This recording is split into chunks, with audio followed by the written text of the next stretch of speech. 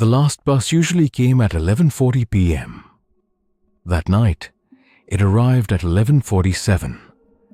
I remember checking my phone twice because the street was completely empty. No cars, no people. Just the quiet hum of streetlights and the cold wind moving through the trees.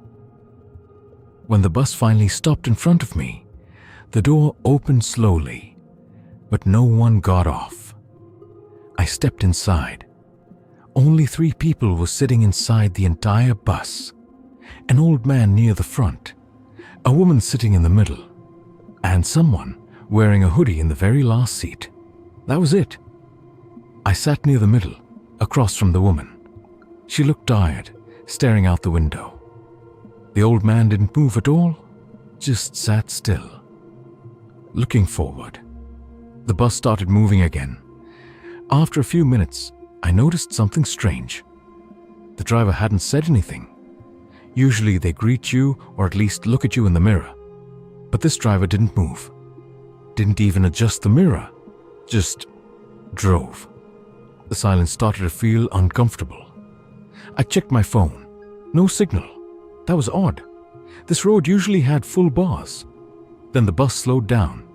It stopped at the next station. The doors opened, but no one was there. Still, after a few seconds, I heard footsteps. Soft, slow footsteps. Like someone was stepping onto the bus. But I couldn't see anyone. The old man suddenly stood up. Without saying anything, he walked toward the back and sat behind the hoodie guy. The woman across from me lowered her head, like she didn't want to look. The doors closed. The bus moved again. My heart was beating faster now. I looked back toward the last seat. The hoodie guy was now sitting 1 seat closer. I was sure he hadn't walked. I would have heard him. The bus stopped again. Doors opened. Again, no one outside. But again, footsteps. Slow, dragging footsteps. The woman across from me suddenly stood up. She walked past me without looking and sat at the very back, next to the hoodie guy. I was now the only person sitting in the middle. The bus lights flickered once, then twice. Then everything felt colder. I checked my phone again, still no signal. The bus stopped one more time. The doors opened. This time, I heard breathing, right behind me. I turned slowly. No one. But the seat behind me was slightly pressed down, like someone invisible was sitting there. My hand started shaking. I pressed the stop button. Nothing happened. I pressed it again. Still nothing.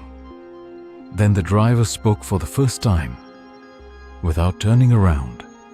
"This bus doesn't stop anymore." My stomach dropped. The bus lights went off. Complete darkness. For a few seconds, I could only hear breathing. Not just one, multiple, all around me. Then the lights came back on. The seats behind me were full. People sitting quietly, all staring at me. But I hadn't seen them board, and none of them were there before. The driver slowly looked at me through the mirror and smiled. That's when I noticed something else. We weren't on the road anymore. Outside the windows, there was nothing. I moved into my apartment 3 months ago. The place was quiet, cheap rent, perfect for someone living alone. The landlord told me something strange on the first day. "No one lives above you," he said. I didn't think much about it until the footsteps started. The first night, around 2 a.m., I heard someone walking above me. Slow footsteps, back and forth. I assumed someone had moved in. The next morning, I asked the landlord. He looked confused. "No one lives there," he said. I laughed it off. Maybe he didn't know, but the footsteps continued every night. Same time. 2 a.m. walking, stopping, then walking again. One night, I decided to go upstairs. The hallway lights flickered as I walked. Apartment 304, right above mine. The door looked old. Dust around the handle. I knocked. No answer. But the footsteps stopped immediately. I knocked again. Silence. Then I heard something move. Right behind the door. Like someone slowly stepping closer. My heart started racing. I waited. Then I heard breathing. Soft breathing. Right on the other side. I stepped back. Suddenly, the door handle moved slightly, but the door didn't open. I ran back downstairs. The next day, I asked the landlord again. This time, he looked uncomfortable. "That apartment has been empty for years," he said quietly. I stopped asking after that, but the noises got worse. Not just footsteps anymore, dragging sounds, like furniture moving. Then one night, I heard something fall, loud, right above my bedroom. I ran upstairs again. The door to 304 was slightly open. I was sure it had been closed before. I pushed it open slowly. Inside, it was empty. No furniture, no lights, just dust everywhere. Then I heard a sound behind me.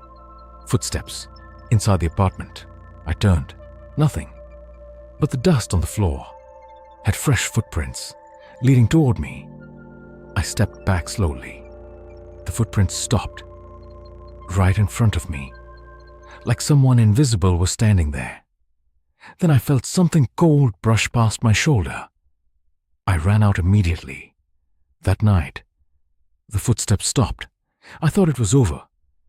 Until the next night, at 2 a.m., I heard footsteps again, but this time